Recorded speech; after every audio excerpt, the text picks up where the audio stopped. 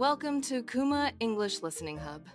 Today's episode is about a lifestyle that sounds romantic in films but is much more practical in real life. Living on a houseboat. Not a weekend trip, not a holiday cruise, but using a boat as your home.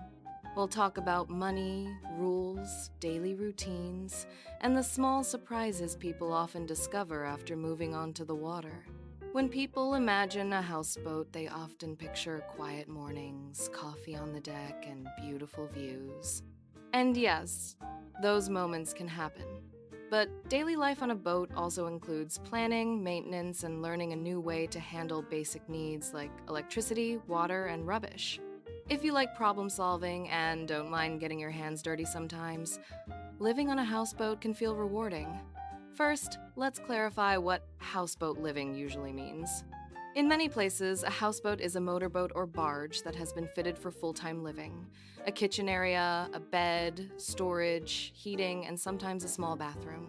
Some are designed as floating homes and stay in one place. Others are built for moving, so you can travel slowly along rivers and canals, stopping in different towns. Now, let's talk about the big question. How much does it cost? Many people start looking at houseboats because the price of apartments is high. A boat can be cheaper to buy than a flat in the same area, but the purchase price is only the beginning. The real cost comes from the ongoing fees and the constant need for care. If you buy a boat, you may need to pay for a mooring. A mooring is your place to park the boat, like a parking space for a home. Some moorings are in marinas with services like electricity, water points, showers, laundry rooms, and security.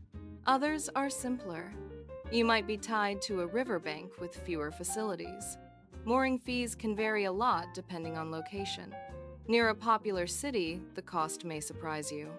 Then there's the cost of licensing and registration, depending on local laws. Some waterways require a license to travel and to stay. You might also need insurance, especially if you're in a marina or if you move around. Insurance can cover accidents, damage, theft, and sometimes personal items inside the boat. Like home insurance, the price depends on the value of the boat and where you keep it. Next, let's discuss utilities. In a normal flat, you pay for electricity, gas, and water. On a boat, you still need those things, but the system can be different. Some boats connect to shore power when they are in a marina, meaning you plug in like a caravan. Others rely on batteries that you charge by running the engine, using solar panels, or using a generator. This creates a new daily habit. You start thinking about energy all the time. If you want to use a microwave, a hairdryer, or even a laptop for hours, you need to know how much power you have. Some people love this because it makes life feel simpler and more mindful. Others find it stressful at first. Water is also different. Many boats have a water tank that you fill from a water point. That means you learn to use water carefully. Long showers become rare for some people. Washing dishes becomes a skill. You use less water but still keep everything clean. And if your boat has a toilet with a waste tank, you also need to empty it at the correct station. It is not difficult, but you must plan it. Heating is another important topic. Boats get cold quickly because they are surrounded by water and often have thinner walls than houses. Many houseboats use diesel heaters, solid fuel stoves, or electric heaters when connected to shore power. A small stove can make the boat feel cozy, but it also means you need to buy fuel and store it safely. You also need to think about ventilation because moisture can build up easily. And yes, we must talk about moisture. Condensation is one of the most common problems on boats.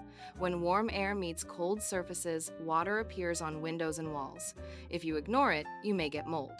So, boat life often includes opening windows even when it is cold, wiping surfaces, and using dehumidifiers. It is a simple routine, but it matters.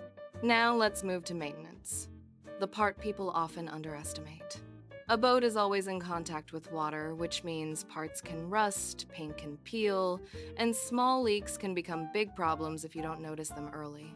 Many boat owners say the secret is to fix small things quickly. Waiting can cost you much more later. There is also a special maintenance job called hull inspection. The hull is the body of the boat. From time to time, the boat needs to be taken out of the water, so the hull can be checked, cleaned, and repainted with protective coating. This is not cheap, and it is not optional. If you skip it, the boat may become unsafe. Let's also talk about rules. Living on water sounds free, but it involves regulations.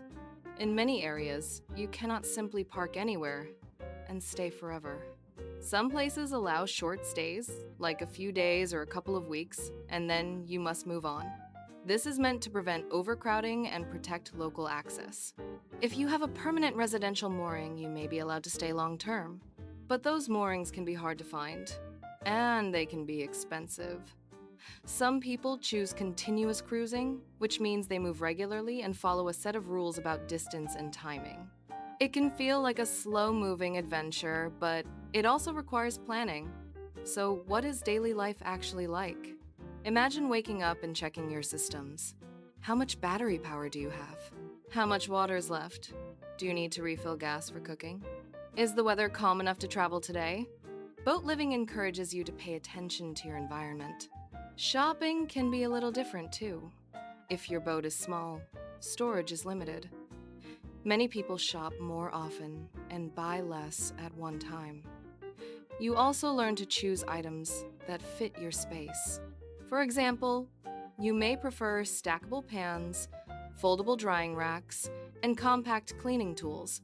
Cooking on a boat can be fun. Because the kitchen is small, meals often become simpler. One-pan dishes, soups, and quick stir-fries are popular. But you also need to cook safely. If the boat moves, hot liquids can spill. Even when you are parked, a passing boat can create waves that make your boat rock a little. After some practice, you learn to hold pots steady and to keep knives secure. What about internet and work? Many people work remotely now, and some choose houseboat living for that reason. Internet can be great in some areas and weak in others. Some boaters use mobile data plans with a strong router and an external antenna to improve the signal. If you need video calls, you may plan your location based on reception. Now, let's talk about community.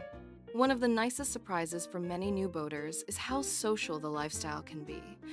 People often say hello, share advice, and help each other with practical tasks. If your engine won't start, someone nearby may offer tools or knowledge. Of course, not everyone wants to chat all the time, but there is often a sense of connection. Still, there are challenges. Privacy can be limited, especially in busy areas. Noise travels across water, and boats can be close together. Also, some people find it hard to explain their lifestyle to friends or family. Others may think it is only a temporary phase. But for many, it becomes a long-term home. Safety is important too.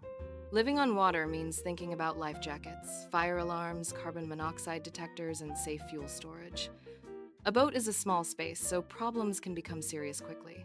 Most experienced boaters are careful without being paranoid. They create routines, like checking alarms and keeping exits clear. Let's look at the emotional side. Boat life can feel calming because nature is close. You might see birds, changing light on the water, and quiet evenings that feel far from city stress. But it can also feel tiring when the weather is bad, when something breaks, or when you need to move and you don't feel like it. Like any lifestyle, it has trade-offs. So, who is houseboat living good for? It can be great for people who enjoy practical skills, flexible schedules, and a smaller living space. It helps if you are comfortable with uncertainty and you like learning by doing. It may be difficult for people who need lots of space, hate maintenance, or want predictable routines every day. If you are interested in trying it, a smart first step is to rent a houseboat for a week in the season you think you would live in. Not just summer. Try autumn or winter too. Pay attention to how you feel when it rains, when it is cold, and when you need to manage power and water. That experience will tell you more than any online video. Before we finish, let's review the key ideas. Living on a houseboat can be beautiful, but it is not cheap living in a simple way. The costs include mooring fees, licenses, insurance, fuel, and maintenance. Daily routines include managing electricity, water, waste, and moisture. And rules can limit where and how long you can stay. If you like a life that is closer to nature and full of small, practical decisions, a houseboat can feel like freedom.